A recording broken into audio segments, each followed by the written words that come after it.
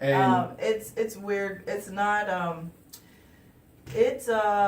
think it can go both ways. I think what I've learned though is dealing with comedians is that if they want your advice, they'll just ask. They'll come out and ask you. I feel like I never want to impose. I never insinuate myself onto someone saying, "Oh, you know what? I thought of a great tag for that." Because if they're not looking for it, then I'm not gonna offer it. I just know that some people, even though we're in one of the toughest industries, a lot of people cannot take constructive criticism, and it's hard for them to hear that. Well, maybe something could be a little funnier. You never know. Right. But I offer, if someone needs my help, I'm usually there. Yeah.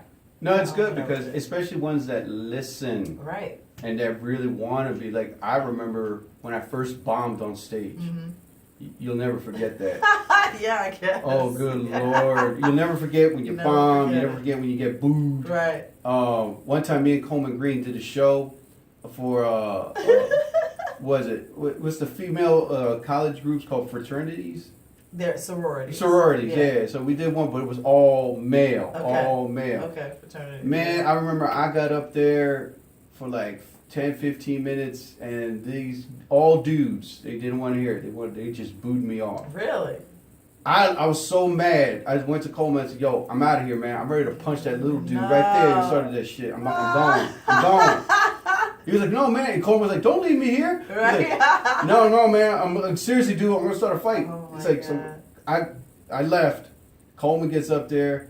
He calls me. He's like, "Man, these motherfuckers started the race shit." I was like, "Oh my God." No. So I don't know if Coleman remembers, but I remember it clearly. Wow. They didn't say the N word, nothing like that, but it was like close to it. It was like, oh my Lord! But you remember your bad shows, you remember your good shows. Oh yeah. And first time I bombed, I forgot the comedian's name. I think he passed away from cancer, but yeah, he pulled me to. I was so like depressed and sad that he grabbed me, and he was like this dapper comedian, like my height, black comic, older. Yeah.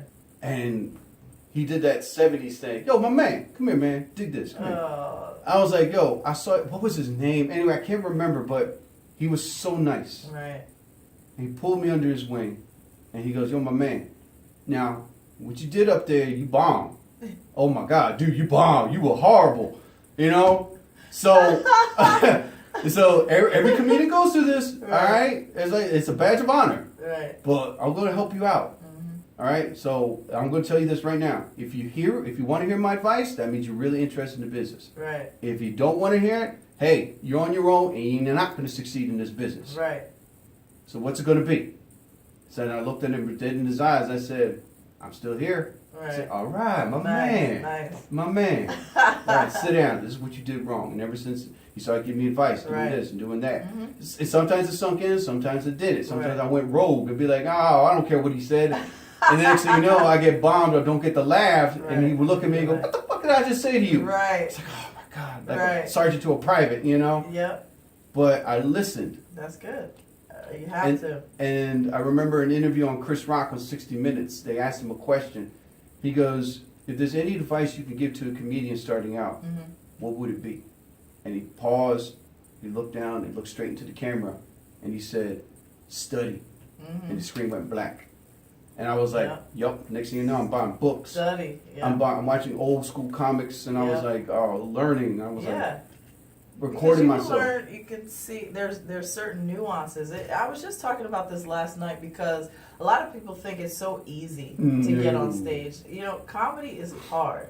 And you can't just get up there and think that, oh, okay, so you made your family laugh at the cookout, so now you think you can get on stage. It's completely different. It's so different. And you're right. You have to study. There's a method to this. It's not easy. And if anybody says it is, then they're not doing it right. No. Because it's work. And what pays off are the laughs.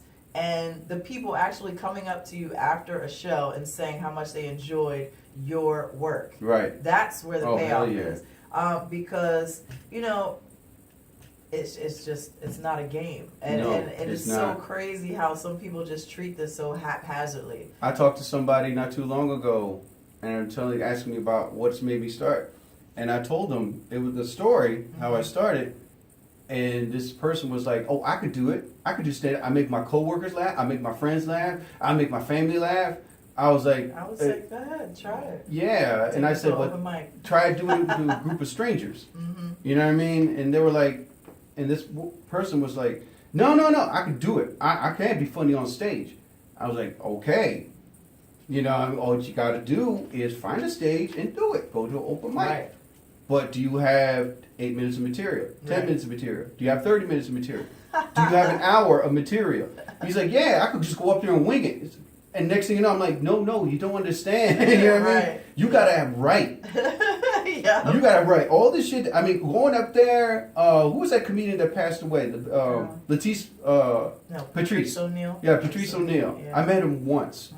Oh, man, he would go on stage and just freestyle. Stuff come off the top of his head. Wow. But I remember I spoke to him and I said, "Man, did you just come off the top of your head?" It's like, he looked at me and goes, "Well, 80% of it was, 20% of it was written." Right. Because he was winging it. He was like improvising. Right. A lot.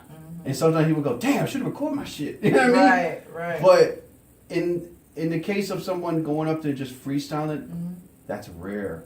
Very rare. Yeah, no, it is rare. But sometimes this person was like, "No, I could do it. And But I'm like, that skill, the reason why people think that you can just go up and wing it, because the best comedians make it look easy. They make it look like it's coming off, and it's not. That's how you have to perform. Like, you can't be like you're reading it in your mind, or you have the script down.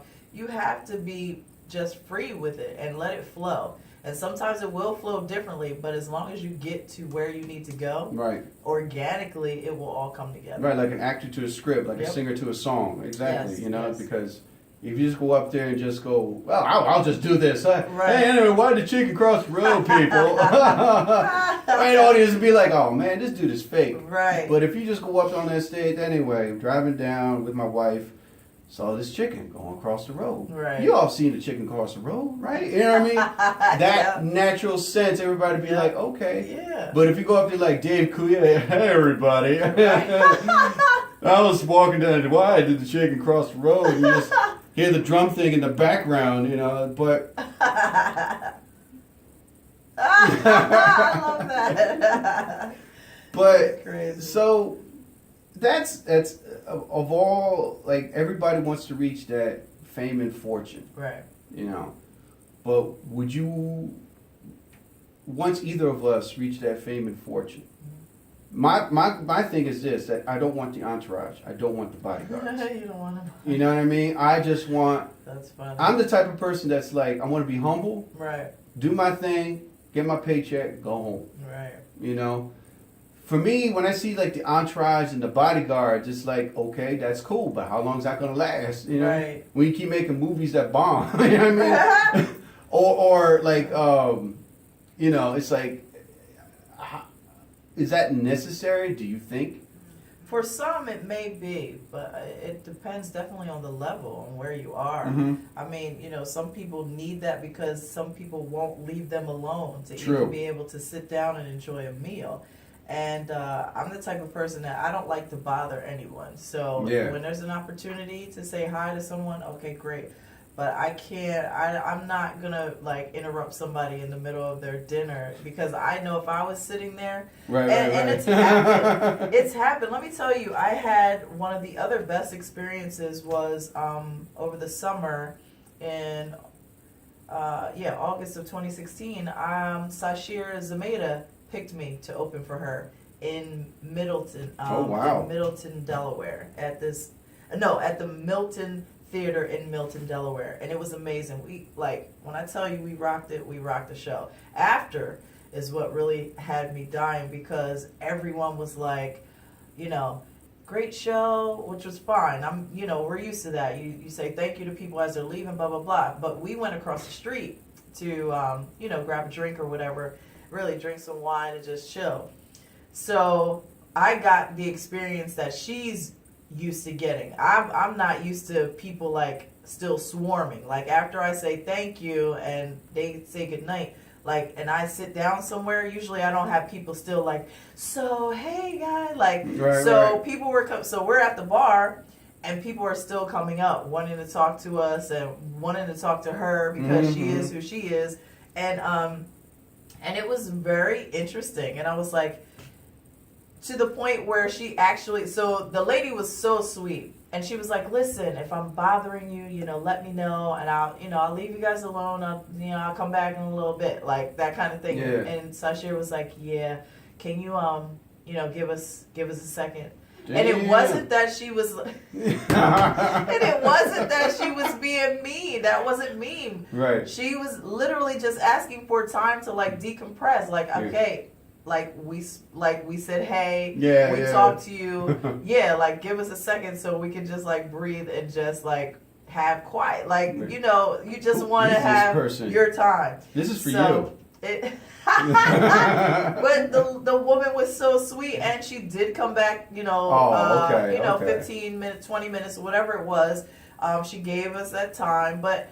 That was cool as hell. I was like, damn, it's like that. And that's exactly what I said. When the woman walked away, I was like, oh, shit. And she started cracking up. So I was talking to her just about how that is for her. And it was very interesting to see that. Like, she really had to tell her. But the woman is the one who suggested it. She was like, listen, let me know if I'm bothering you. I don't want to be in your way. I'll give you some time. And she was like, yeah, can you, just give us some time. And she was nice about it. Well, I was like, yes. But, so, I mean, now we're talking about Sashir Zameda. Imagine now 10 times that is Kevin Hart, okay? Because Sashir is on SNL. She's great.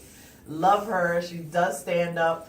But think about Kevin Hart trying to go out and eat.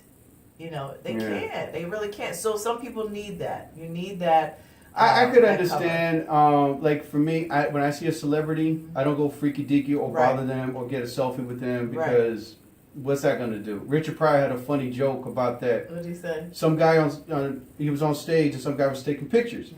And he stopped to show, and he goes, why you taking my picture? Who the hell are you going to show it to? Right. Like everybody. So he goes, what are you going to go around people? I got a picture of Richard Pryor. Richard Pryor goes, who gives a fuck? You know what I mean? I don't do that because it's like, it's really not going to do nothing. Maybe the 60s and the 70s, they're like, you took a picture with Frank Sinatra? Oh my God. But now it's like, whatever. But, in this business, it's like you said, it's like a hit or miss. It's backstabbing. It's like empty promises. Can be. But as long as you got like a strong faith inside of you to say, you know what, all this negativity is not going to stop me. All this blockage is not going to stop me. All these obstacles are not going to stop me. Like I remember there was a comedian. I'll give out his name. I don't give a shit. Who was it? Reggie Long. I don't know. Yeah, he was a comic that thought he was going to be a big star. Okay. I opened for him a couple times. He was cocky. He was arrogant. Wow.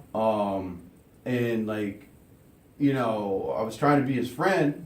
Are we doing on time? Oh yeah, we're good. Okay, and I was trying to be his friend. I was trying to be cool with him, and he pretended. You know what I mean? Right. But last I heard that he has some mental problems or something. Like what? He lives in Los Angeles. And the one thing about him that every comedian knows, no, Ronnie Long, that was his name, Ronnie Long. Ronnie. Okay. And the last thing I heard is that he doesn't respect stage time. Oh, so he runs the light. Huh. Yeah, he runs the light, and he's done that to the clubs in Philly, clubs in New Jersey, in New York. He did. Now from what I heard, he lives in L.A. now. But a lot of comedians were telling me, he's like, yeah, he doesn't respect stage time. That's why they don't let him back in. Well, and that's sad because when a manager has more power than you, says, Latice, do 5 minutes. Right. You do 5. Exactly. You get that light, boom. If not, you know what I mean? Joke. Exactly. That's how it was at the Strix Factory. I did not want to overstep. Now, normally I am, like when we did our fundraiser, I'm a feature. Right? Yeah. I'm used to a nice, long, set. I like the feature spot. It's a nice, sweet spot. Right, Love that exactly. Spot. But when I was offered that spot, it was literally a spot. So I had to do between 5 and 7. I was like,